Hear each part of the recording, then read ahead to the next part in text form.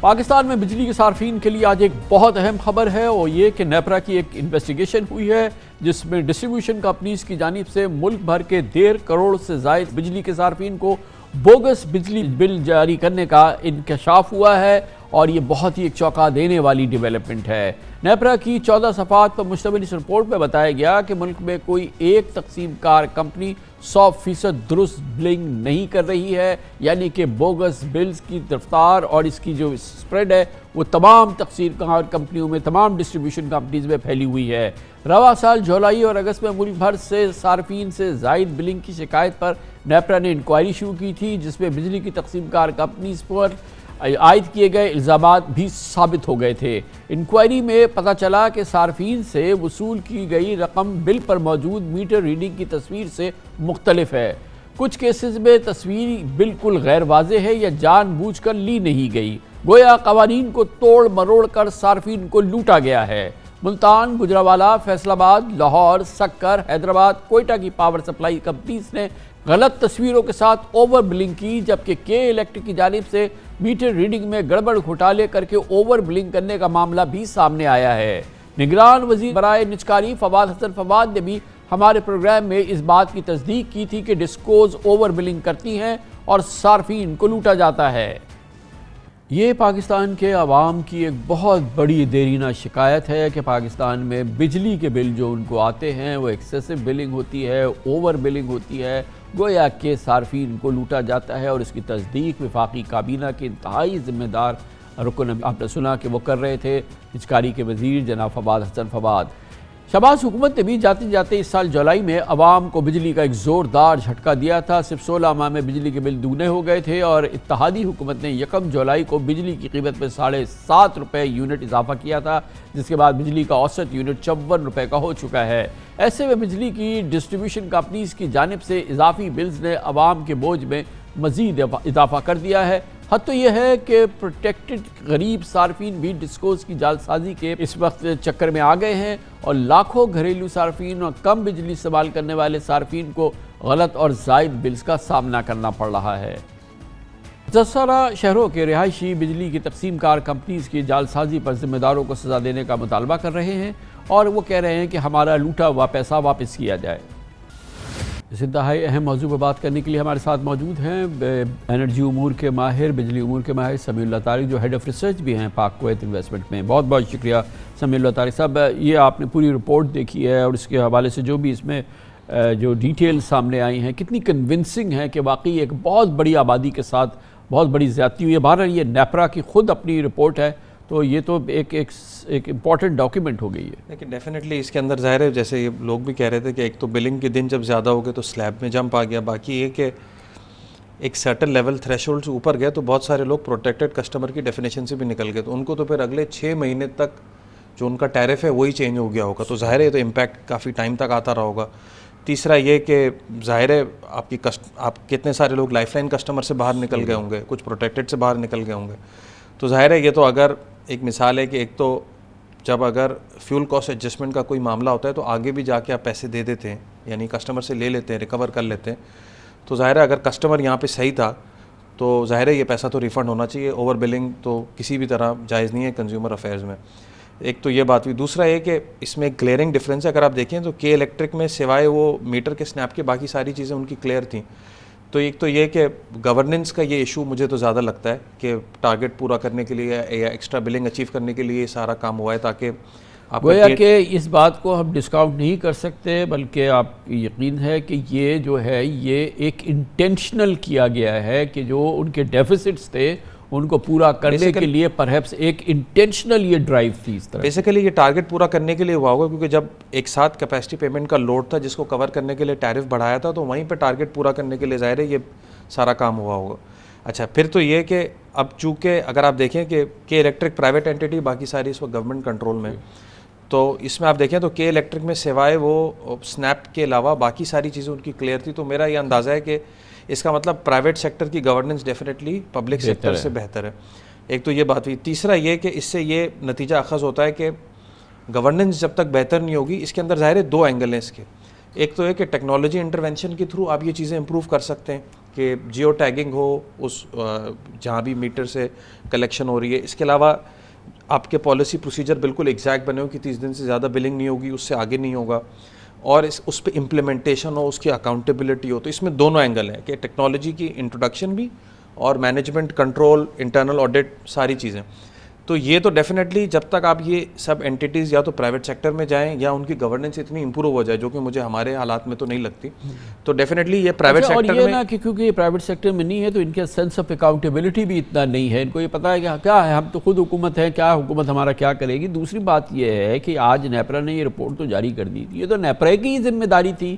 نیپرا کی اولین ضرورت ہے اور ایز ریگولیٹر کہ جیسے ہی یہ ایکٹیویٹی شروع ہوئی تھی وہ انٹروین کرتی, وہ روکتی, وہ کرتی. یہ تو لوگوں نے جب بیچاروں نے چیخ چیخ کے اپنی درخواستیں بھیجی تو انہوں نے کہا کہ ہم نے انویسٹیگیٹ کیا. تو پھر اگر اس طرح سے پرومپٹ پہ ہوگا تو کیا ہوگا جب یہ ایک اتنی آرگنائزڈ, اتنی لارج اسکیل اوور بلنگ ہوئی ہے اور باقاعدہ ایک میسو طریقے سے, ایک آرگنائز طریقے سے یہ ہوئی ہے, اور نیپرا سو رہی تھی. تو اس میں تو ایک بہت بڑی کلپریٹ تو خود نیپرا ہے. اوبویسلی اس کے اندر تو ظاہر ہے, اب جیسے ہمارا جو اگر آپ پاور کا سسٹم دیکھیں, اس میں government it self civil buyer ہے پاور کی اور سول سیلر ہے ٹو دا پبلک, اور نیپرا ریگولیٹر ہے. اب چونکہ یہاں پہ کمپٹیشن نہیں ہے تو نیپرا کا رول ایز اے ریگولیٹر ہے کہ وہ کس طرح جو کنزیومر ہے اس کا بینیفٹ کو, یا کنزیومر کا جو ہے نا وہ کسٹوڈین وہ ہے. تو اب اس کے اندر اگر آپ دیکھیں کہ اگر ٹیرف پٹیشن آئی, جیسے بھی یہ کیپیسٹی پیمنٹس بھی ہیں, تو اس کے اندر بھی نیپرا کا رول امپورٹنٹ تھا. ظاہر ہے کہ اتنے زیادہ ٹیرفس نہیں ہوتے یا اس طرح کیپیسٹی اتنی زیادہ ایڈ نہیں ہوتی جس کا لوڈا جتنا. یہ جو آج پاکستان بجلی کی اس آفت کے اندر ڈوبا ہوا ہے تو یہ نیپرا کے بغیر کیسے ہو سکتی تھی؟ اس کے اندر ڈیفینیٹلی ساری پارٹیز کا رول ہے, اور جس کے اندر ظاہر سکسیسو گورنمنٹس بھی ہیں اور نیپرا بھی ہے, اور ظاہر جو اور اسٹیک ہولڈرز ہیں وہ بھی اس کے ذمہ دار ہیں ڈیفینیٹلی. اور کیپیسٹی پیمنٹس چاہے ہوں, چاہے وہ ڈسٹریبیوشن کمپنیز کی پرفارمنس ہو جس میں ٹی این ڈی ریکوری. دیکھیں یہ جو ہوا ہے اس کا پرائمری ریزن کیا ہے, ٹارگیٹ میٹ کرنا, بلنگ کا ٹارگیٹ میٹ کرنا تاکہ ریکوری ریٹ امپروو ہو اور جو ہے وہ ٹی این ڈی لاس کم ہو. تو یہ اس طرح سے تو اگر آپ کو اوور بلنگ کر کے اگر آپ اس طرح سے آرکسٹریٹڈ ایک ڈرائیو کریں گے تو یہ تو ایک کرمنل ایکٹیویٹی ہے. بالکل کسٹمر کو اوور چارج کرنا, مطلب اس کے لیے یہ جو پروٹیکٹڈ کسٹمر کے لیے اور لائف لائن کسٹمر کے لیے بجٹ میں سبسڈی رکھی گئی ہے نا کسی انٹینشن کے ساتھ, تو یہ تو پھر وہاں پہنچ ہی نہیں رہی اور یہ کچھ اور ہی ہو رہا ہے نا. بہت بہت شکریہ. سمیع اللہ طارق ہمارے ساتھ موجود ہے. کمرشل بریک, اس کے بعد ذکر کریں گے الیکشن بالکل قریب آ رہے ہیں, ٹھوس اقدامات ہو رہے ہیں. آج وزارت خزانہ نے جتنی رقوم درکار تھی کل ملا کے کوئی 27 ارب روپے وہ بھی پورے جاری کر دیے الیکشن کمیشن کو. الیکشن کمیشن نے الیکشن کو پرامن بنانے کے لیے فوج کو طلب کر لیا ہے. تمام انڈیکیشنز یہ ہیں کہ وقت پہ الیکشن ہوں گے. اس کے باوجود شکوک شبہات سوالات کی کیا کوئی گنجائش ہے, اس کا جائزہ لیں گے چھوٹے سے وقت. Welcome back. گو کہ ملک میں فروری کے الیکشن میں التوا سے متعلق چیمہ گوئیاں جاری ہے مگر اس کی مضبوط بنیاد موجود نہیں. ویسے بھی موجودہ حالات میں الیکشن التوا کسی کے بھی مفاد میں نہیں. وہ حالات بھی اشارہ دے رہے ہیں کہ 8 فروری کی تاریخ پتھر پر لکیر ہی ثابت ہوگی, جیسا کہ سپریم کورٹ کہہ چکی ہے. آج اس حوالے سے ایک اور مرحلہ طے پایا ہے. وزارت خزانہ نے عام انتخابات کے لیے الیکشن کمیشن کو مزید 17 ارب 40 کروڑ روپے جاری کر دیے. اس سے قبل 10 ارب روپے جاری کیے گئے تھے. مجموعی طور پر الیکشن کمیشن کو اب تک 27 ارب 40 کروڑ روپے جاری ہو چکے ہیں. اس مالی سال بجٹ میں الیکشن کے لیے 42 ارب روپے مختص کیے گئے تھے. اس کے ساتھ الیکشن کمیشن نے 8 فروری کے انتخابات کے لیے 3.25 لاکھ فوجی اہلکاروں کی مدد طلب کی ہے. الیکشن کمیشن کے مطابق عام انتخابات کے لیے 5,91,000 سیکیورٹی اہلکار درکار ہوں گے, جبکہ پولیس کی دستیاب نفری کی تعداد 3,28,000 ہے. اس سے قبل پچھلے ہفتے الیکشن کمیشن نے نئی مردم شماری کے نتائج کی بنیاد پر حتمی حلقہ بندیوں کی فہرست بھی جاری کر دی تھی.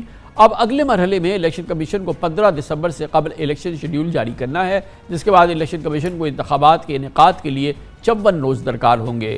الیکشن کمیشن کے حکومت کے ٹھوس اقدامات اپنی جگہ ہیں مگر مولانا فضل الرحمان مسلسل اس بات کا اشارہ کر رہے ہیں اور زور دے کے کہہ رہے ہیں کہ الیکشن کے لیے سازگار ماحول شاید ابھی اویلیبل نہیں ہے. خاص طور پہ جو بلوچستان اور خیبر پختونخوا کی لا اینڈ آرڈر کی سچویشن ہے وہ کسی صورت میں بھی الیکشن کے لیے سازگار نہیں ہے. ہفتے کے روز منعقد کیے گئے پی ٹی آئی کے انٹرا پارٹی انتخابات کل عدم قرار دینے سے متعلق آج متعدد درخواستیں الیکشن کمیشن میں جمع کرا دی گئی ہیں. اس موضوع پر بات کرنے کے لیے ہمارے ساتھ اسلام آباد میں موجود ہیں پاکستان کی ممتاز سینئر صحافی نیوز اینالسٹ محترمہ عارفہ نور صاحب یہ بتائیے گا کہ گو کہ بڑی چہمگوئیاں ہو رہی ہیں کہ الیکشن نہیں ہوں گے، تعطل ہو جائے گا، کچھ مہینے آگے بڑھ جائیں گے، تمام چیزیں، لیکن اگر آپ گراؤنڈ پہ دیکھیں تو جو میننگ فل چیزیں ہو رہی ہیں وہ الیکشن کی جانب ہو رہی ہیں، بہت ہی کنونسنگ چیزیں ہیں. جیسے ابھی فائنانس منسٹری نے جو جتنے بھی جو اماؤنٹس درکار تھے، جس کے لیے فائنانسز درکار تھے، وہ سارے ریلیز کر دیے ہیں، کل ملا کے 27 ارب روپے. دوسری جانب کے الیکشنز کی پیسفل ہو جائے اور ہر لحاظ سے وہ ایک صحیح طریقے سے الیکشن ہو جائے تو اس کے لیے فوج کو بھی بلا لیا ہے الیکشن کمیشن نے. اور دوسری جو ڈیولپمنٹس ہیں وہ اس کے لحاظ سے ہیں، حلقہ بندیوں کا اعلان ہو گیا ہے، اسکیجول آ جائے گا اگلے ایک ہفتے کے اندر.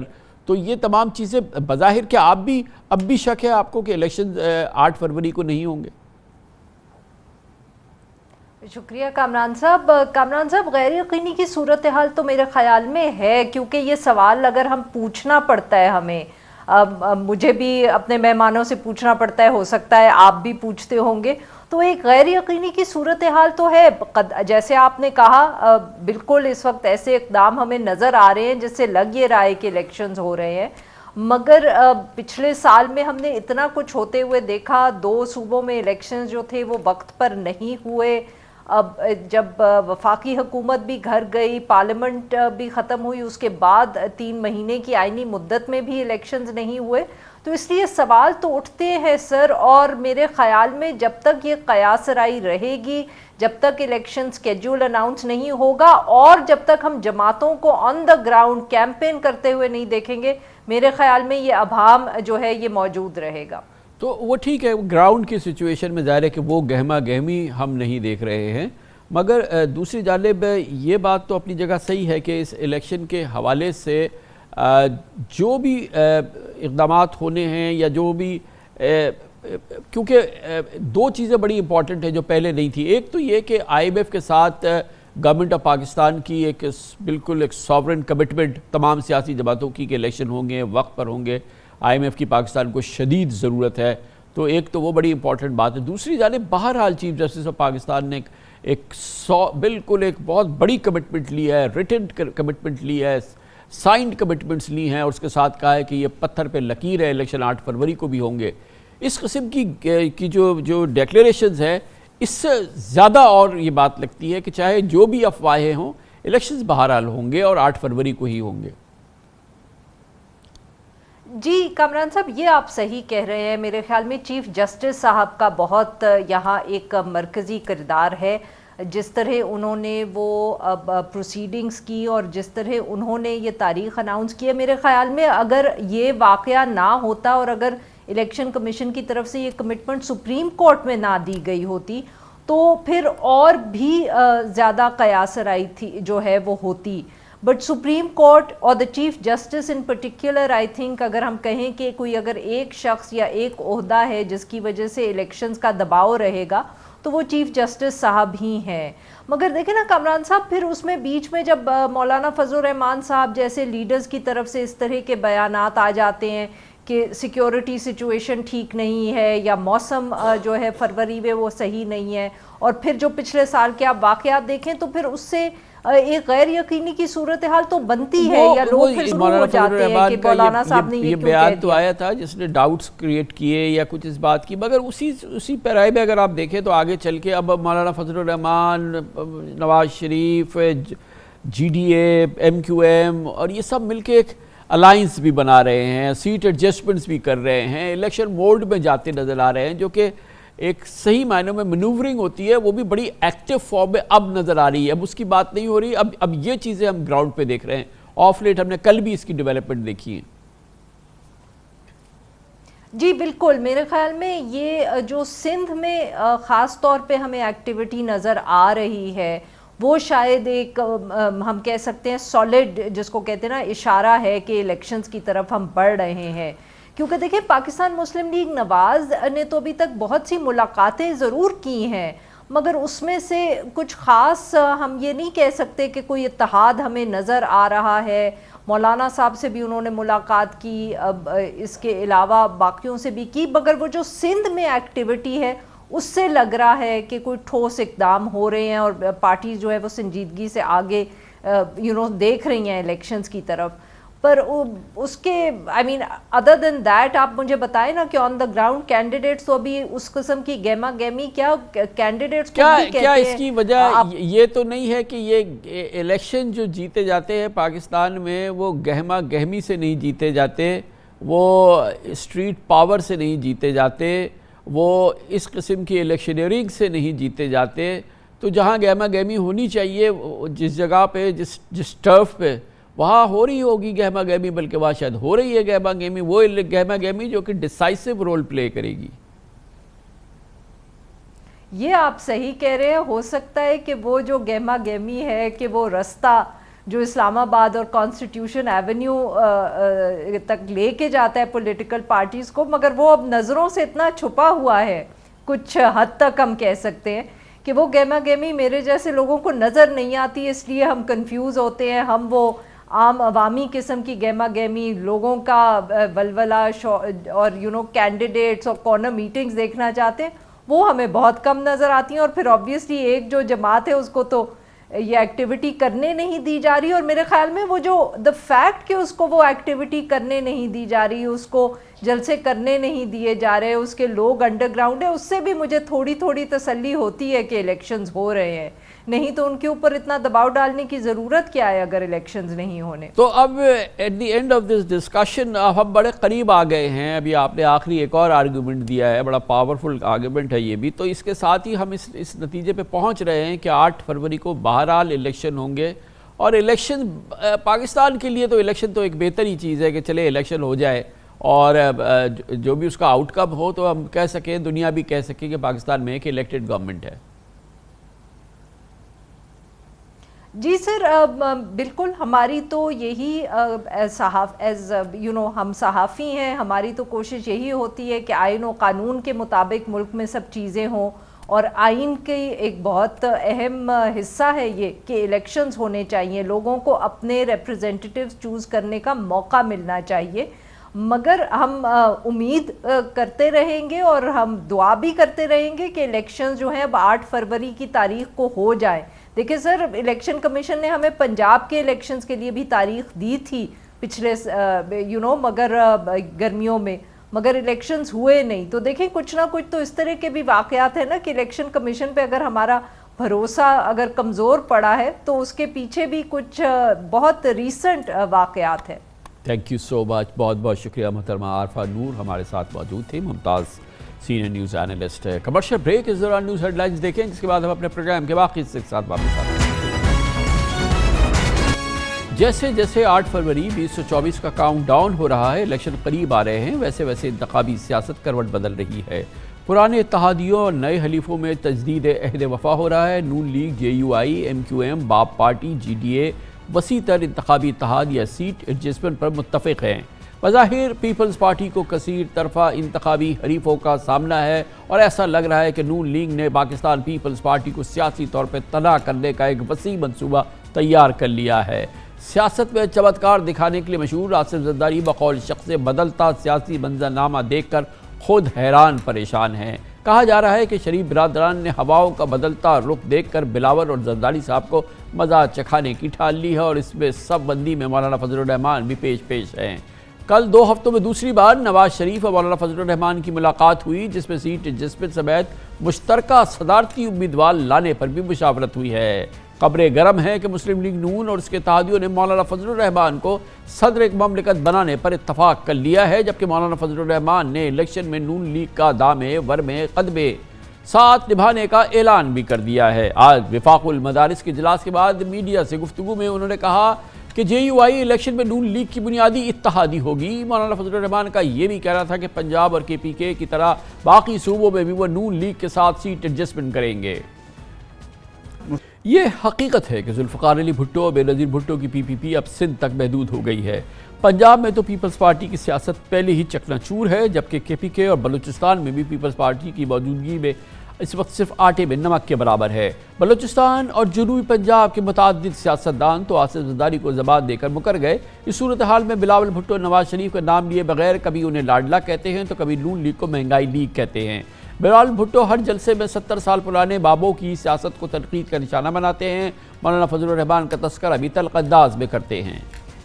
ہے ایک جانب بلاول بھٹو اپنی جارحانہ تقریروں میں نون لیگ اور شریف برادران کے ساتھ مولانا فضل الرحمان کو بھی بخشنے کو تیار نہیں، مگر دوسری جانب JUI کے رہنما حافظ عبداللہ کا دعویٰ ہے کہ آئندہ الیکشن میں اکثریت پیپلز پارٹی کی ہو یا نون لیگ کی ہو، پاکستان کے صدر مملکت مولانا فضل الرحمان ہی بنیں گے۔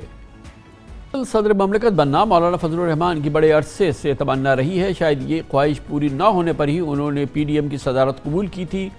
یہ ہمیں اچھی طرح یاد ہے کہ سابق صدر ممنون حسین کی سبکدوشی کے بعد 2018 کے پریزیڈنشل الیکشن میں مسلم لیگ نون اور 6 اپوزیشن جماعتوں نے مولانا فضل الرحمان کو صدارتی امیدوار نامزد کیا تھا، لیکن آصف علی زرداری نے اپوزیشن سے مشاورت کے بغیر اعتزاز احسن کو میدان میں اتار دیا تھا اور نتیجتاً اس وقت کی حکمراں جماعت PTI کے ڈاکٹر عارف علوی بھاری اکثریت سے صدر منتخب ہو گئے تھے اور مولانا فضل الرحمان سمیت نون لیگی رہنما منہ دیکھتے رہ گئے تھے۔ یقیناً 2018 کے صدارتی الیکشن کی طرح 8 فروری 2024 کے عام انتخابات بھی زرداری سیاست کا اصل امتحان ہوں گے۔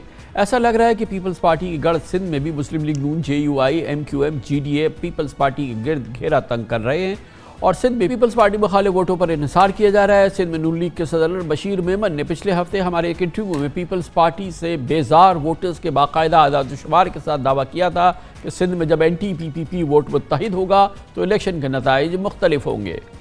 ان شواہد بتا رہے ہیں کہ سندھ سے باہر پیپلز پارٹی کا سائز پہلے سے کم ہو چکا ہے، جبکہ سندھ میں بھی PPP کو کھلی چھٹی ملنا مشکل لگتا ہے۔ اس نئی کانفیگریشن پہ الیکشن کی تیاری میں جو نئے انتخاب اور نئے صورتحال ڈیولپ ہو رہی ہے، اس پہ بات کرنے کے لیے ہمارے ساتھ پاکستان کے نامور سینئر صحافی، نیوز اینالسٹ، اپنا ایک مقبول پروگرام بھی ہوسٹ کرتے ہیں، محمد مالک صاحب ہمارے ساتھ ہیں۔ بہت بہت شکریہ مالک صاحب، آپ نے ہمیں جوائن کیا ہے۔ یہ فرمائیے گا کہ جو اس وقت کانفیگریشن بن رہی ہے ان دا رن اپ ٹو دا الیکشن 8 فروری کے الیکشن کے لیے، ایک بڑی دلچسپ صورتحال پیدا ہو رہی ہے کہ اس میں باقاعدہ ایسا لگتا ہے کہ تمام سیاسی جماعتوں نے بہرحال یہ فیصلہ کیا ہے اور پریکٹیکلی ایسا ہو رہا ہے کہ پیپلز پارٹی کو آئسولیٹ کر دیا ہے۔ یہ زرداری صاحب کی اپنی تو کوئی حکمت عملی نہیں ہو سکتی کہ وہ تنہا پیپلز پارٹی کی آئیڈینٹی رکھیں، مگر جس طرح سے صورتحال بن رہی ہے اس میں اس وقت PPP آئسولیٹڈ نظر آ رہی ہے۔ میرا خیال ہے آئسولیٹڈ تو ان اے وے آپ کہہ سکتے ہیں کامران، لیکن 2-3 چیزیں ہیں۔ زرداری صاحب اپنے آپ کو ابھی بھی ایز این آلٹرنیٹیو زندہ رکھ رہے ہیں اور وہ ایک پیغام بڑا کلیئر دے رہے ہیں کہ جیسے ایکسپیکٹ کر رہے ہیں بہت سے لوگ آف دا ریکارڈ بات پہ مانتے بھی ہیں کہ میاں صاحب اگر آ بھی جاتے ہیں تو کتنا عرصہ چل پائیں گے، خاص طور پہ جب اکنامک ایک ہائبرڈ ماڈل ہے جہاں پہ اوورٹلی انوالومنٹ ہے انسٹیٹیوشن کی اور بڑی پاور شیئرنگ کرنی پڑے گی اور رول شیئرنگ کرنی پڑے گی اکانومی کے معاملات میں، جو ہمیشہ سے ان کا اپنا فوٹے رہا تھا۔ اور خاص طور پہ اگر ڈار صاحب فائنانس منسٹر ہوتے ہیں تو وہ تو شہباز صاحب کی بات بھی نہیں سنتے تھے، وہ تو ڈپٹی پرائم منسٹر ہوتے ہیں۔ اور اگر آپ کو پتہ ہے تو ایک one of the last cabinet meetings میں انہوں نے بڑی کوشش کی تھی کہ جو فیسیلیٹیشن کاؤنسل ہے یہ بھی فائنانس منسٹری کے ماتحت کر دی جائے instead of the prime minister, اس کو پھر شوٹ ڈاؤن کر دیا تھا شہباز شریف نے ایز پرائم منسٹر۔ تو یہ ابھی بڑے کانفلکٹ والے پوائنٹس ہیں سب کچھ، اور پیپلز پارٹی میرے خیال میں کافی شروع میں تو ان کا غصہ تھا جب ان کے ساتھ ساؤتھ پنجاب والا ہاتھ ہوا، بلوچستان والی چیزیں جو ان کو پرومس ان کے بقول کی گئی تھیں وہ نہیں ملی، پھر جو 5 سیٹیں یہ کہتے تھے پرائیویٹلی کہ ہمیں گارنٹیڈ ہیں جو PTI کی سیٹس خالی ہوں گی کراچی سے، وہ بھی پھر بعد میں ان کے اندازے کے مطابق MQM کو وعدہ کر دیا گیا۔ پھر اس کے بعد جب بہت زیادہ شور ڈلا تو آپ نے دیکھا چاولہ والا ایپیسوڈ ہوا، سلیم برادری اٹھائے گئے، تو پھر ہم نے دیکھا دوبارہ ایک ریپروشما ہوا۔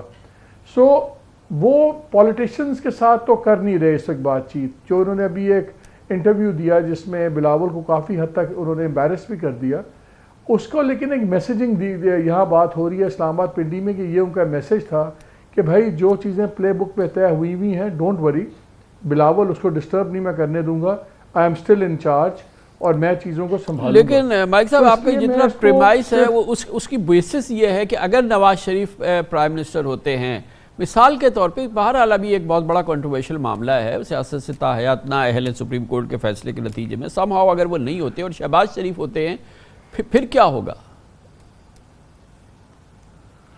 اب وہ تو میں بھی آپ نے مجھے تھوڑا سا ایک سٹیپ پہلے مجھے پکڑا ہے، میں ابھی ادھر آ ہی رہا تھا کہ ابھی تو اسلام آباد میں یہ بات ہو رہی ہے کہ ان میں تو بانٹ شروع ہو گئی ہے نا، جیسے آپ نے بتایا حمداللہ صاحب کا خیال ہے پریزیڈنسی اور یہ سب کچھ، اس وقت اسلام آباد میں تو یہ بات ہو رہی ہے کہ اگر کسی اور نے آنا ہے تو پہلے بلے کو جانا ہوگا. جتنی ابھی رپورٹس بن رہی ہیں, جتنا فیڈ بیک گراؤنڈ کا آ رہا ہے, مجھے آ رہا ہے کہ جی اگر بلہ بیلٹ کے اوپر رہا تو بڑا پرابلم ہوگا, مینیج کرنا بہت مشکل ہوگا. اور یہ جو باتیں ہم سن رہے تھے کہ 25-30 سیٹس الاؤ کر دی جائیں گی تاکہ کریڈیبل اپوزیشن آ جائے, کچھ کریڈیبلٹی بن جائے, یہاں پہ فکر یہ ایکسپریس ہو رہی ہے کہ اگر ذرا سی بھی گیم ہوئی اور اگر بلہ بیلٹ پہ رہا تو کچھ پتہ نہیں 90-100 سیٹس کہیں اور چلی جائیں. ابھی تو یہاں پہ اس پہ بہت سیریس ایشو چل رہا ہے. یہ میرے خیال میں جماعتیں تھوڑی سی جمپنگ دا گن, اور اس لیے آج جو اکبر ایس بابر کی پٹیشن آئی ہے, جو چیزیں آ رہی ہیں, یہ تمام چیزیں سیٹل ہوں گی 2 چیزوں کے بعد کامران صاحب میرے خیال میں. ایک یہ بلے والا فیصلہ, دوسرا کہ کیا عمران خان کو کب تک کنوکشن ہوتی ہے. یہاں پہ ایک کنسنسس اوپینین ہے پاور سرکلز میں کہ جی کنوکشن تو ہونی ہے. اب دیکھنا یہ ہے کہ کس تاریخ کو ہوتی ہے, اور دوسرا یہ کہ بلے کا نشان اس وقت تک رہتا ہے جب تک کینڈیڈیٹس اناؤنس ہو جاتے ہیں اور لوگوں کو پتہ لگ جاتا ہے کہ اگر لیٹ سے عمران خان الیکشن لڑ رہے ہیں تو کل کو اگر آپ کا نشان یہ بھی نہیں بھی رہتا بلے کا, لیکن لوگوں کو پتہ ہے کہ آپ بلے کے امیدوار ہیں, تو پھر کیا ہوگا. سو یہاں پہ ریس اگینسٹ ٹائم کی باتیں ہو رہی ہیں کہ ایز ارلی ایز پاسبل یہ دونوں فیصلے ہو جانے چاہیے, بلے والا بھی اور عمران خان کی کنوکشن کا بھی, تاکہ ایک میسج چلی جائے. یہ میرا خیال ہے تھوڑا سا زیادہ سپیڈ میں آگے چلے گئے ہیں, بہت زیادہ چیزیں فار گرانٹیڈ لے رہے ہیں کہ یہ اب ہوگا. ابھی سب سے کرٹیکل یہ 2 چیزیں ابھی فیصلہ ہونا ہے, اس کے بعد چیز. تو ابھی تو یہ بھی امپورٹنٹ بات ہے نا کہ ایک بہرحال نون لیگ کو اور نواز شریف صاحب کو اس بات کا احساس ہے کہ شاید تنہا وہ الیکشن میں نہیں اترنا چاہیے, تنہا وہ الیکشن میں وائبل آپشن نہیں ہے, اور اسی لیے وہ پری الیکشن یہ ساری ایڈجسٹمنٹس کر رہے ہیں JUI کے ساتھ اور GDA کے ساتھ اور MQM کے ساتھ اور BAP کے ساتھ, اور یہ تمام جو ایک ٹریڈیشنل ایک ایلائز ہوتے ہیں وہ ان کے ساتھ جڑ رہے ہیں اور وہ الیکشن سے پہلے کر رہے ہیں. اس کا بظاہر ان کو احساس ہے کہ اس دفعہ یہ جو ابھی PDM کی گورنمنٹ میں شہباز شریف حکومت کی جو کارکردگی رہی ہے, چاہے وہ ذکر کرے نہ کرے, مگر عوام کے دلوں سے تو وہ محو نہیں ہوئی ہے کہ اس دوران کیا قیامت ٹوٹی ہے پاکستان پہ پچھلے 16 ماہ میں. یہ تو میں کہہ رہا ہوں, آپ یہ دیکھیے کہ آپ کو اگر ابھی الیکشن کیمپین نظر آ رہی ہے یا پیپلز پارٹی کی نظر آ رہی ہے, کیونکہ وہ اپنے آپ کو sort of without saying it ایک پاسبل اپوزیشن کے طور پہ بھی پچ کر رہے ہیں کہ دیکھیں ہم ان کے خلاف ہیں, تو ہم شاید اپوزیشن میں بیٹھنے کو بھی تیار ہوں. پاسبل اپوزیشن ہے وہ ایکٹیو ہوئی ہوئی ہے, انڈیپینڈنٹس ایکٹیو ہوئے ہوئے. آپ کو PMLN کہاں پہ ایکٹیو نظر آ رہی ہے ان اے سیریس الیکشن موڈ؟ ابھی آپ کو نظر نہیں آ رہی. جو یہ الائنس والے ہیں آپ کو کوئی الیکشن موڈ میں ابھی تک نظر نہیں آ رہا, صرف پریس کانفرنسز, بیان بازیاں ہیں. وہ اسی لیے بیکاز یہاں پہ بھی کچھ چیزیں کلیئر نہیں ہو رہی کہ پلے بک میں آگے فارورڈ آپ نے کیسے جانا ہے, کن چیزوں پہ جانا ہے. اور یہ سننے میں بڑی آسان بات لگتی ہے لیکن یہ سیریس ڈائلیما ہے.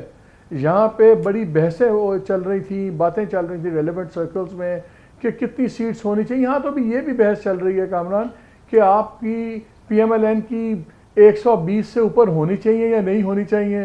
سمپل میجورٹی ہوگی تو ایکسپیرینس بڑا برا ہے ماضی کا.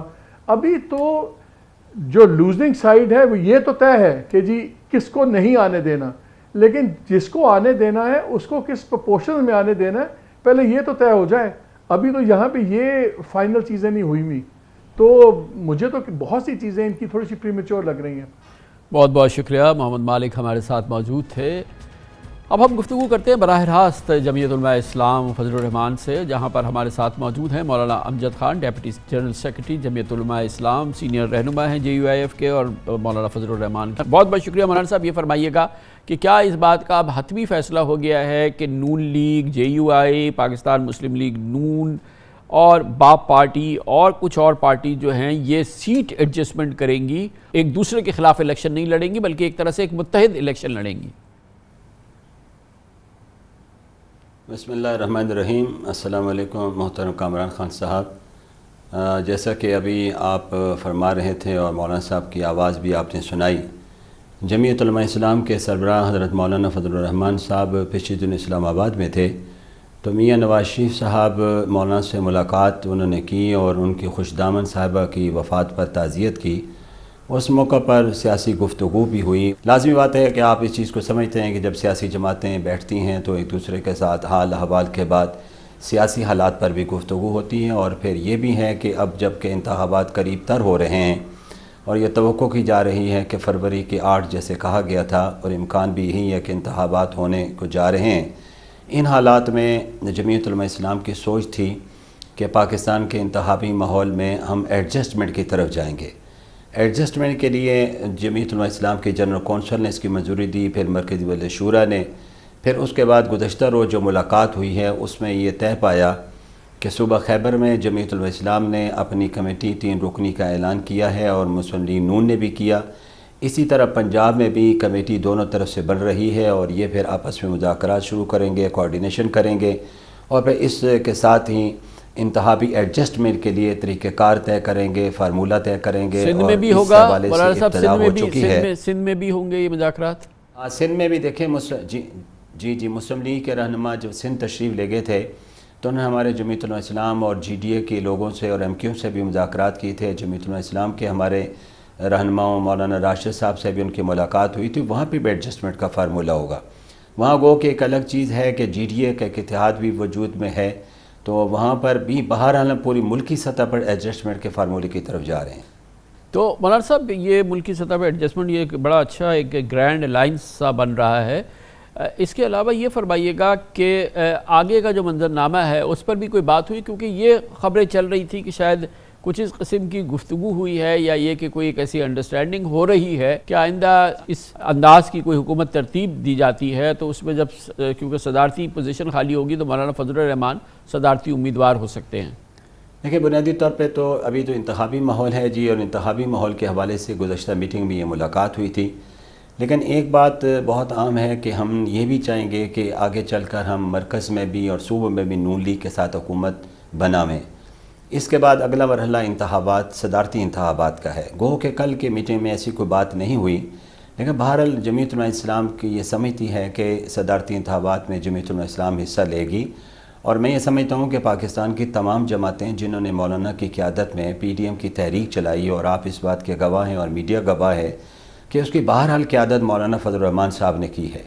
اس کے بعد کیونکہ پاکستان کے سینئر سیاستدان ہیں، انہوں نے پاکستان کی سیاست میں بہت اہم رول ادا کیا ہے، اور اسی آپ نے دیکھا کہ 3.5 سال ان کی جدوجہد تھی۔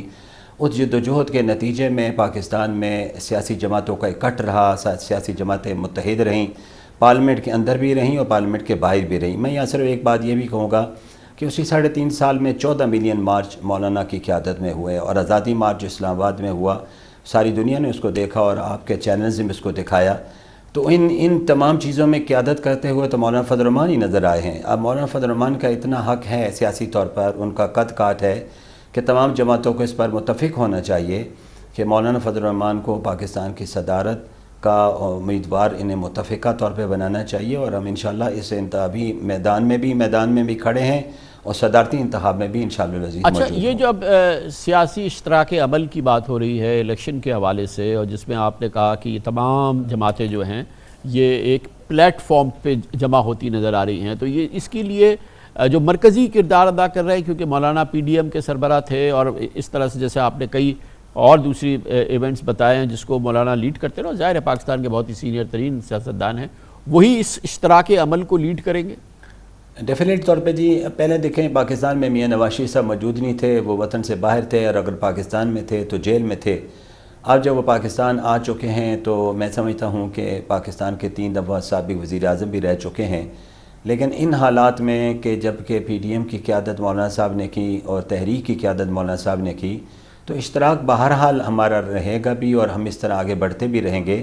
اور لیڈ کی جہاں تک بات ہے کہ مولانا صاحب کا ایک اصول ہے کہ مشاورت کے ساتھ فیصلے کرتے ہیں، تمام جماعتوں کو اعتماد میں لیتے ہیں، اور اس حوالے سے بھی بہت سے شواہد موجود ہیں۔ تو جہاں جہاں ضرورت پڑے گی ہم ایک دوسرے کو ہمارا اعتماد میں سے یہ بھی عرض کروں کامران خان صاحب کہ 3.5 سال کے عرصے میں ہمارا اتنا آپس میں رابطہ رہا ہے، اور اس کے بعد جو پی ڈی ایم کی حکومت تھی اس میں بھی روابط ہمارے پوری طرح موجود تھے، اور اعتماد کی ایک فضا پیدا ہو چکی ہے۔ اور مولانا صاحب کی قیادت پر میں یہ بھی کہوں تو بے جا نہیں کہ پاکستان کی کوئی ایسی جماعت نہیں جو ان کی قیادت کے حوالے سے بھی اختلاف رکھتی ہو، اور ان کی ایک حقیقت سیاسی قد کاٹ کو پاکستان کی بشمول نون لیگ تمام جماعتیں تسلیم کرتی ہیں، لیکن ہم بہرحال مشاورت کے ساتھ آگے بڑھیں گے انشاءاللہ۔ ویسے تو 2018 میں بھی آپ نے دیکھا تھا کہ مولانا فضل الرحمان ایک کینڈیڈیٹ تھے صدارتی امیدوار کے، لیکن اس زمانے میں پیپلز پارٹی نے پھر عین وقت پہ اعتزاز احسن صاحب کو ٹکٹ دے دیا تھا، اور پھر وہ بات ہوتے ہوتے رہ گئی تھی۔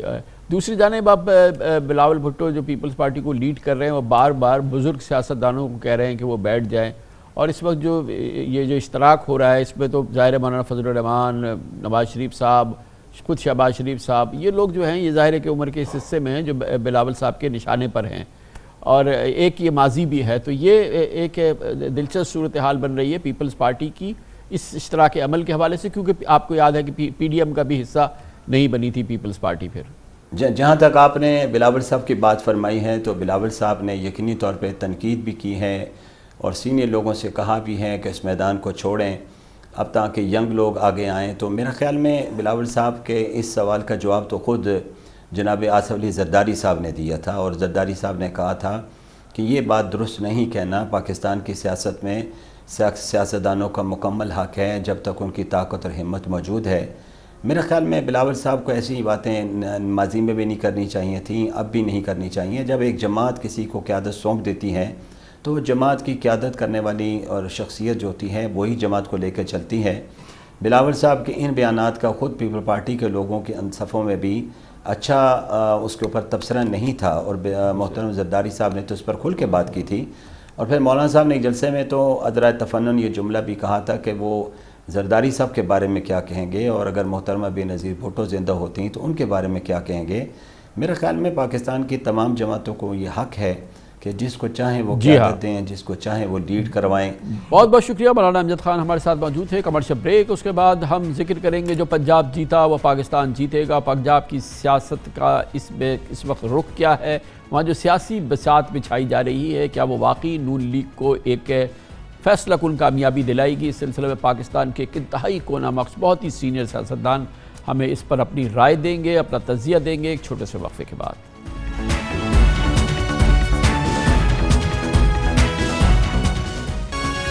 Welcome back. اس میں کوئی شک نہیں کہ پنجاب کی سیاست پورے ملک پر اقتدار کی راہ ہموار کرتی ہے۔ گویا 8 فروری 2024 کے الیکشن میں جس سیاسی جماعت یا انتخابی اتحاد نے پنجاب جیتا اس نے پاکستان جیتا۔ یہی وجہ ہے کہ الیکشن سے پہلے اس وقت تخت پنجاب انتخابی جوڑ توڑ کا محور ہے۔ نئی حلقہ بندیوں کے مطابق قومی اسمبلی کی 342 کے بجائے 336 نشستوں پر مشتمل ہوگی، اور وزیر اعظم بننے کے لیے 172 کے بجائے 169 اراکین کی حمایت درکار ہوگی، جبکہ قومی اسمبلی کے صرف پنجاب سے 141 جنرل اور 32 مخصوص نشستیں ہیں۔ گویا قومی اسمبلی میں پنجاب کی 173 نشستیں سادہ اکثریت سے بھی زیادہ ہیں۔ 9 مئی کے واقعات کے بعد سے پنجاب میں پی ٹی آئی ٹوٹ پھوٹ کا شکار ہے، قاف لیگ تتر بتر ہے، جبکہ پیپلز پارٹی بھی پنجاب میں پارلیمانی سائز اس کا بہت سکڑ چکا ہے۔ اس لیے اس وقت پنجاب کا سیاسی موسم نون لیگ کے لیے سازگار بظاہر لگ رہا ہے۔ سیاسی ہواؤں کا رخ بتا رہا ہے کہ بظاہر وفاق میں مسلم لیگ نون کی چھتری تلے ایک مخلوط قومی حکومت کی بساط بچھ رہی ہے، جبکہ پنجاب میں بھی الیکٹیبلز کے ساتھ ایڈجسٹمنٹ کے نتیجے میں معلق حکومت ہی جنم لینے کا امکان ہے۔ عجب اتفاق ہے 2018 کے الیکشن کے موقع پر نمبر پورے کرنے کے لیے جہانگیر خان ترین پنجاب میں کنگ میکر تھے، آج بھی پنجاب میں جو ترین سیاست ہے اس کا ڈنکا بج رہا ہے۔ خاص طور پہ جنوبی پنجاب کے الیکٹیبل جہانگیر ترین کے استحکام میں پاکستان پارٹی کے پلیٹ فارم پر جمع ہو گئے ہیں، اور قرائن و شواہد سے لگ رہا ہے کہ آئی پی پی وفاق اور پنجاب میں نون لیگ کی اتحادی ہو سکتی ہے۔ نون لیگ نے بھی جنوبی پنجاب میں قومی اسمبلی کی 46 حلقوں میں سے 35 الیکٹیبل کو پارٹی ٹکٹ دے دیے ہیں۔ دلچسپ بات یہ ہے کہ کبھی نواز شریف یہ دعویٰ کرتے سنائی دیتے تھے کہ اپنی پارٹی چھوڑ کر آنے والے لوٹوں اور فصلی بٹیروں کو وہ اپنے ساتھ نہیں ملائیں گے، لیکن آج الیکٹیبلز کو گود لینا ان کی لگتا ہے کہ شدید مجبوری ہے۔ نون لیگ پنجاب کے صدر رانا ثناء اللہ نے ایک بیان میں کہا تھا کہ الیکٹیبلز ہونا کوئی گالی تو نہیں ہے، بلکہ الیکٹیبلز وہ ہوتا ہے جس کو لوگ اعتماد کر کے ووٹ دیتے ہیں۔ اگرچہ اس وقت سرائکی بیلٹ کے علاوہ پنجاب کا انتخابی میدان نون لیگ کے لیے خالی ہے، مگر پھر بھی نون لیگ کی 100% کامیابی یقینی نہیں۔ شہباز شریف کی نون لیگی حکومت کے 16 ماہ کی تباہ کن معاشی کارکردگی پنجاب والے بھولے نہیں بھولتے۔ شہباز دور میں کھانے پینے کی اشیاء، پیٹرول، ڈیزل، بجلی، گیس اور ان تمام چیزوں کی بلند ترین قیمتیں پہنچی اور روپے کی تاریخی بے قدری ملک نے دیکھی۔ اکثریتی آبادی پر ایک طرح سے قیامت بن کر ٹوٹی یہ تمام معاملات، لیکن نون لیگ اور شریف برادران کی خوش قسمتی ہے کہ ریاستی نظام اب ان کے ساتھ کھڑا ہے۔ यही वजह है कि नून लीग के सियासी हरीफों ने नवाज शरीफ पर नए लाडले की छाप लगा दी है। पंजाब का सियासी मंजरनामा, इस हवाले से कौमी इलेक्शन 8 फरवरी को होने वाला और उसका मुस्तकबिल के लिए क्या सियासी बिसात बिछ रही है, इस पर निगाह डालेंगे। हमारे साथ मौजूद है पाकिस्तान के सीनियर तरीन सियासतदानों में से एक है, पाकिस्तान मुस्लिम लीग नून, पाकिस्तान तहरीक इंसाफ की इंपॉर्टेंट लीडरशिप भी उनके पास रही, मखदूम जावेद हाशमी हमारे साथ मौजूद है मुल्तान से। बहुत बहुत शुक्रिया मखदूम जावेद हाशमी साहब, आपने हमें ज्वाइन किया है। इलेक्शन की आमद है और हम चंद हफ्तों की बात है और एक सियासी बिसात बिछ रही है 8 फरवरी के इलेक्शन के हवाले से। जिसने पंजाब जीता उसने ज़ाहिर है कि पाकिस्तान जीता, इक़्तिदार जीता। तो आपको क्या ये मंजरनामा इस वक्त जो सियासत का नज़र आ रहा है, ख़ास तौर पे पंजाब का जो फैसला कुन किरदार है, उस पर अगर आप निगाह डालें और आपको क्या दिख रहा है आने वाले दिनों में? खान साहब, कामरान खान साहब, वो जो आपने नक्शा खींचा है वो तकरीबन ऐसे ही है, लेकिन एक और जो पूरी आप पाकिस्तान की तारीख उठा के देखते हैं कि जो इलेक्टेबल्स की बात हम कर रहे हैं, एक है पॉपुलर वोट। वो वोट पाकिस्तान में पड़ा है बार बार। वो इलेक्टेबलों को उसने उखाड़ के बाहर फेंक दिया है। पहले हुसैन शहीद सोहरावर्दी के पास ये पॉपुलर वोट था। दूसरा, उसको गिराने के लिए भी अयूब खान साहब आ गए, सिकंदर मिर्ज़ा लेके आए, जैसे भी वो बन गए। तो वो इलेक्टेबल उसी दौर के लिए बनते हैं, फिर वो 2-3 इलेक्शनों में चलते हैं। अब देखें, अयूब खान की मादर मिल्लत जो इलेक्शन लड़ रही थी वो जीत गई। आम आदमी को वोट का हक था ही नहीं। वो उनका इलेक्टोरल कॉलेज जो था वो अयूब खान का था।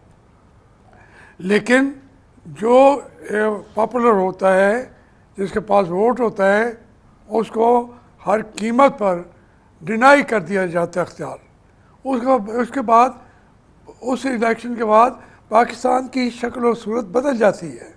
देखें, ये मुजीब आ गया आखिर में, वज़ीर आज़म का उसको कह दिया गया, वोट उसके पास थे, पॉपुलर वोट भी था, इलेक्टेबल नहीं थे तो ना सही। सिर्फ 2 MLAs बने, नुरुल अमीन साहब और राजा तरी देव साहब।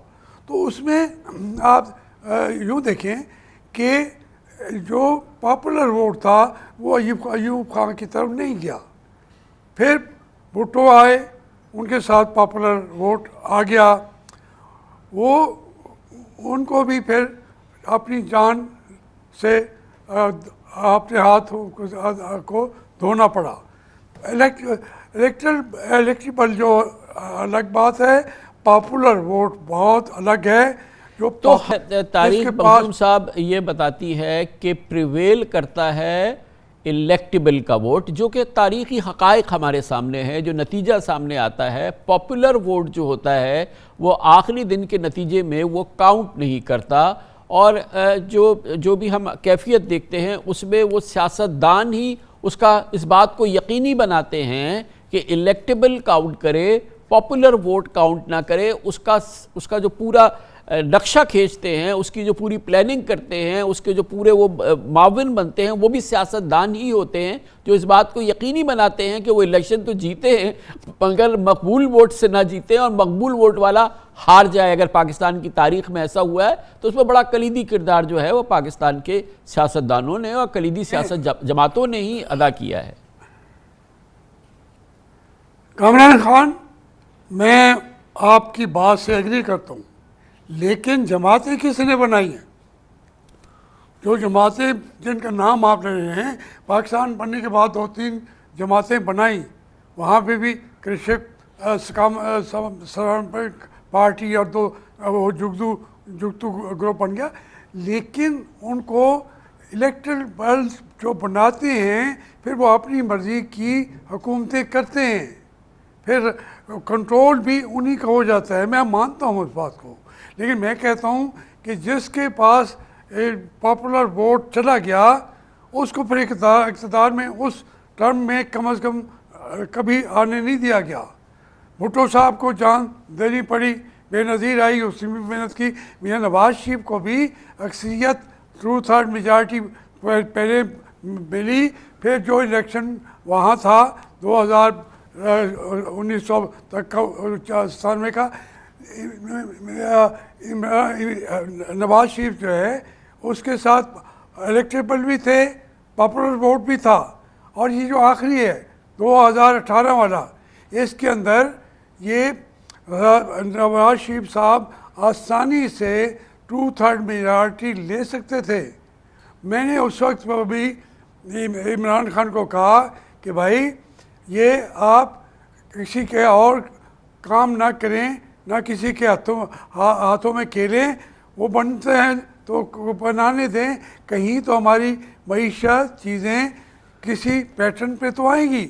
تو دیکھیں نا مخدوم صاحب, آپ وہی فرما رہے ہیں جو میں نے عرض کیا کہ دیکھیں آپ نے کہا عمران خان سے کہ دیکھیں یہ آپ نہ کریں, یہ اگر الیکشن جیت رہے نواز شریف تو ان کو جیتنے دیں. آپ کے خیال میں 2018 کا الیکشن وہ شاید 2/3 اکثریت سے جیت جاتے.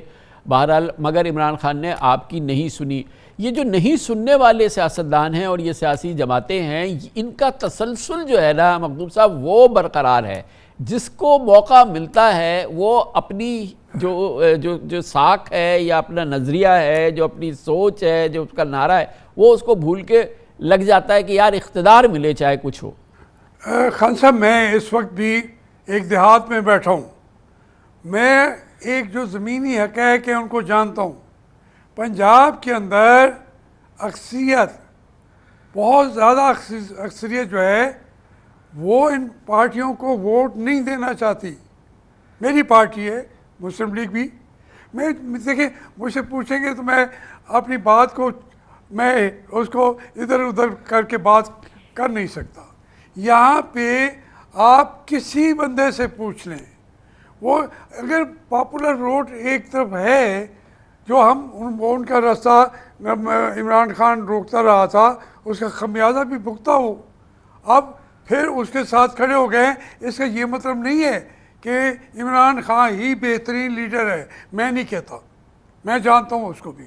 لیکن میں یہ کہتا ہوں کہ اگر ووٹر جو ہے وہ اپنے آپ کو محسوس کرتا ہے ریجیکٹڈ, ڈیڈکٹڈ, کہ ان کی سوچ ہے, اس سوچ کا اظہار کرنے کے بجائے مسلط کر کے الیکٹرل بیلٹ کو بھی کوئی کھینچے جمع کرتا ہے, پارٹیوں میں ان کو کھڑا کر دیتا ہے. یہ آرٹیفیشل جو الیکشن برڈز ہیں, گورنمنٹ تو مل جائے گی.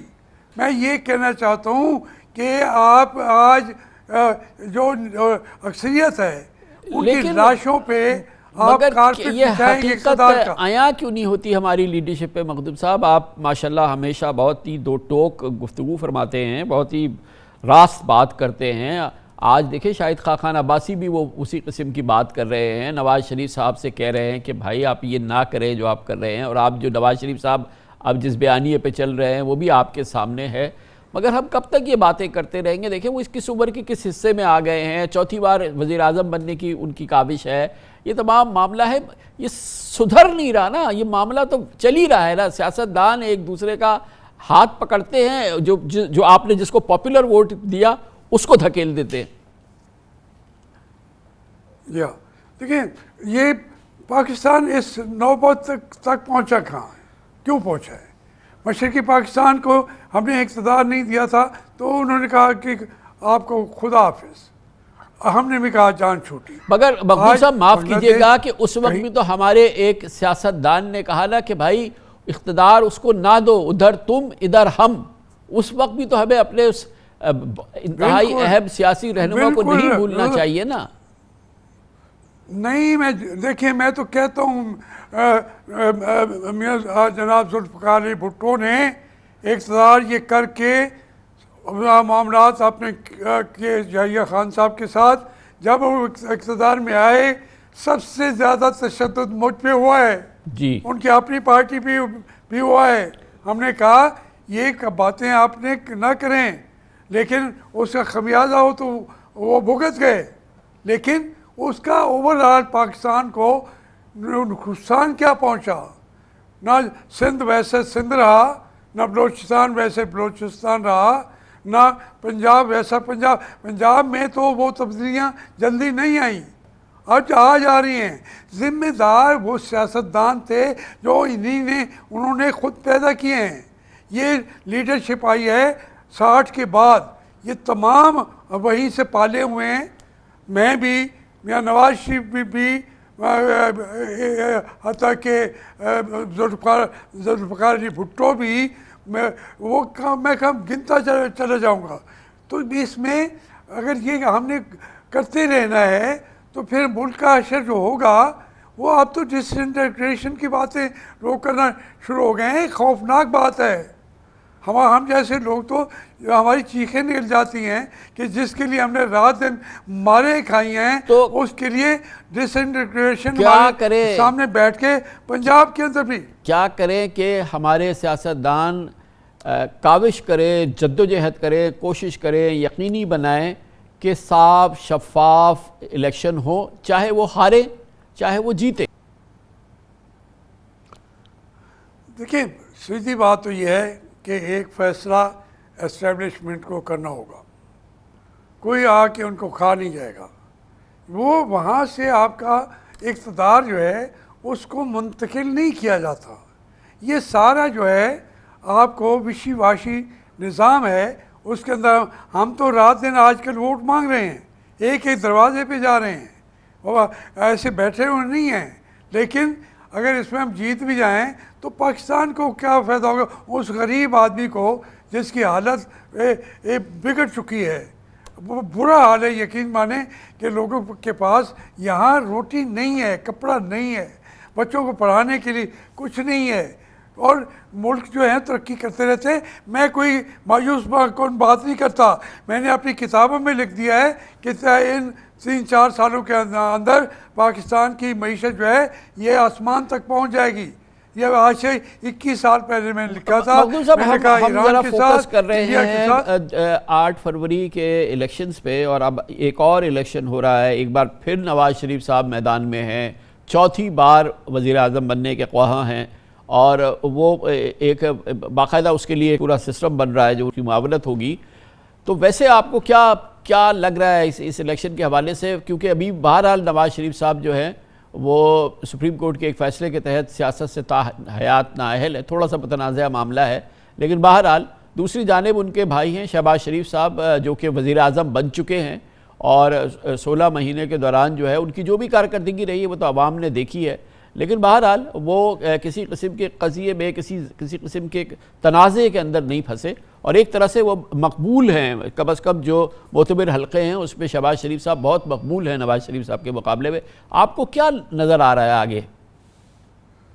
دیکھیں میری رائے، میں تو آپ کہہ رہے ہیں اور میں کھل کے دوں گا، میں میاں نواز شریف کو وزیر اعظم ہوتا نہیں دیکھتا، شہباز شریف کو بھی نہیں دیکھتا، عمران خان کو بھی نہیں دیکھتا، زرداری صاحبان کو بھی نہیں دیکھتا۔ یہ 1 مہینے کے اندر ہر چیز واضح ہوتی جائے گی، کیونکہ ان کے پاس اتنی قوت نہیں ہے۔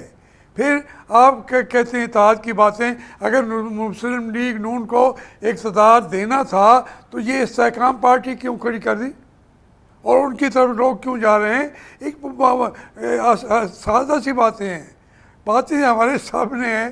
اب ہم آنکھیں بند کر لیں تو کر لیں، اس پوری کو ان کو اقتدار نہیں ملے گا، اور اس کے لیے میں تو یہاں تک جاتا ہوں کہ یہ الیکشن 8 فروری والے ان کا ہونا بھی مخدوش حالات کے اندر وہ مخدوش مستقبل بن جائے گا پاکستان کا۔ تو اچھا، تو آپ کو چلیں، بہت ہی ہمارے امپورٹنٹ سیاسی رہنما ہیں، پاکستان کی بہت بڑی سیاسی جماعت ہے، عمران خان تو اپنے جس کیفیت پہ بھی پہنچے وہ تو آیا ہے جو سب کے سامنے ہے۔ نواز شریف کا سیاسی مستقبل آپ کو کیا نظر آ رہا ہے مخدوم صاحب؟ دیکھیں جو میر نواز شریف ہے ان کی جد و جہد اسٹیبلشمنٹ کے خلاف جو انہوں نے جنگ لڑی ہے وہ طویل ترین ہے. کوئی اور سیاستدان اتنی ریزسٹنس دی نہیں ہے. لیکن پھر آخر آ کے ہم اگر باجوہ صاحب کو ایکسٹینشن دینی ہوگی تو عمران خان بھی ساتھ کھڑا ہوگا, میاں نواز شریف بھی ساتھ کھڑا ہوگا, زرداری صاحب بھی ساتھ کھڑے ہوں گے. اس سے ان کی طاقت ختم ہو جاتی ہے. پھر ان کو صرف دوسرے کی اس سے توقع رہتی ہے کہ وہ ہمیں اقتدار دے دے اور ہم بن جائیں.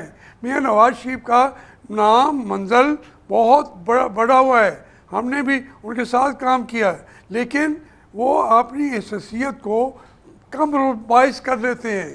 کمپرومائز وہ کرتے ہیں, سزا ساری قوم اٹھاتی ہے. تھینک یو, بہت بہت شکریہ مخدوم جاوید ہاشمی صاحب, پاکستان کے انتہائی تجربہ کار سیاستدان اور بہت ہی زبردست ان کا ماضی رہا ہے, سیاست کا بھی رہا ہے. وہ تمام پیچ و خم جو ہے وہ کئی دہائیوں سے دیکھ رہے ہیں, جس کا نچوڑ آپ کے سامنے رکھا. اس کے ساتھ ہی ہمارے آج کے پروگرام کا اختتام ہوتا ہے. کل آپ سے پھر ملاقات ہوگی انشاءاللہ. کل تک کے لیے کامران خان کو اجازت. اللہ حافظ.